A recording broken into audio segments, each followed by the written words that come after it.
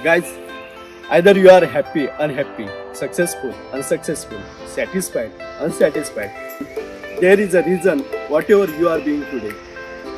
If you want to find a reason of your unhappy life, you should align with nature. You can see heavenly atmosphere here in Jagभर. You can experience here and bring out a reason of your happy life. जेव्हा कोकण आपलंच असा.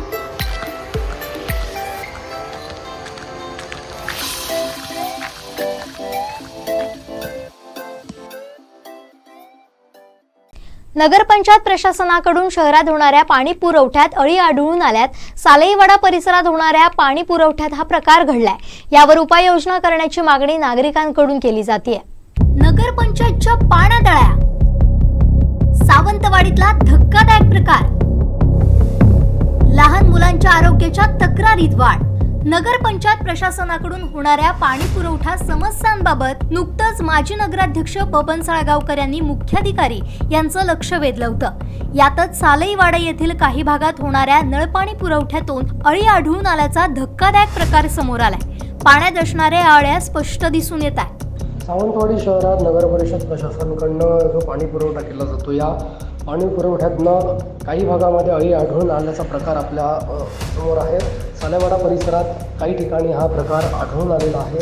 या प्रकारामुळे येथील नागरिकांकडून नाराजी व्यक्त केली जात असतानाच या संदर्भात नगरपरिषद प्रशासनानं तातडीनं उपाययोजना करावी अशा पद्धतीची मागणीसुद्धा या निमित्तानं केली जात आहे. या संदर्भात जेव्हा नगरपरिषदेच्या पाणी पुरवठा विभागाशी आम्ही संपर्क साधला असता अशा पद्धतीचा प्रकार घडत नसल्याचं त्यांच्याकडनं सांगण्यात आलं. पाणी हे फिल्टरेशन करूनच दिलं जातं असल्याचं त्यांचं मत आहे. मात्र असा प्रकार जर शहरात कुठे घडत असेल तर त्या संदर्भात उपाययोजना तातडीनं करण्यात येतील अशा पद्धतीची माहितीसुद्धा पाणी पुरवठा विभागाकडून देण्यात आलेली आहे. दरम्यान सद्यस्थितीत लहान मुलांच्या आरोग्याच्या तक्रारीत होणारी वाढ पाहता पाण्याचं सेवन करताना लहान मुलांसह नागरिकांनी घ्यायच्या काळजीबद्दल बालरोग तज्ज्ञ डॉक्टर दत्तात्रय सावंत यांनी मार्गदर्शन केलंय.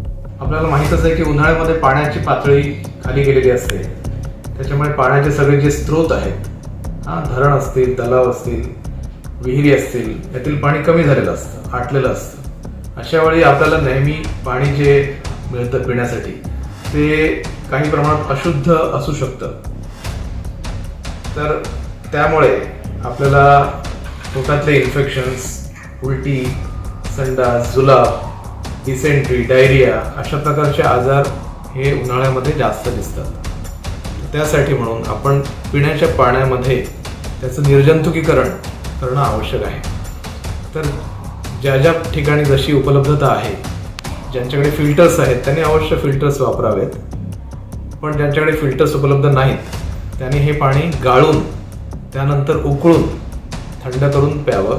तसंच घरातल्या सगळ्याच मेंबर्सनी जे पाणी पितात हे पाणी उकळूनच पिलेलं बरं आहे. मुलांसोबत अशाच प्रकारचं उकळून गार केलेलंच पाणी दिलेलं बरं आहे. शक्यतो पाणी पिताना आपण स्वच्छ भांडी वापरणं आवश्यक आहे, ज्याच्यामुळे जंतू संसर्गाचा प्रभाव होणार नाही.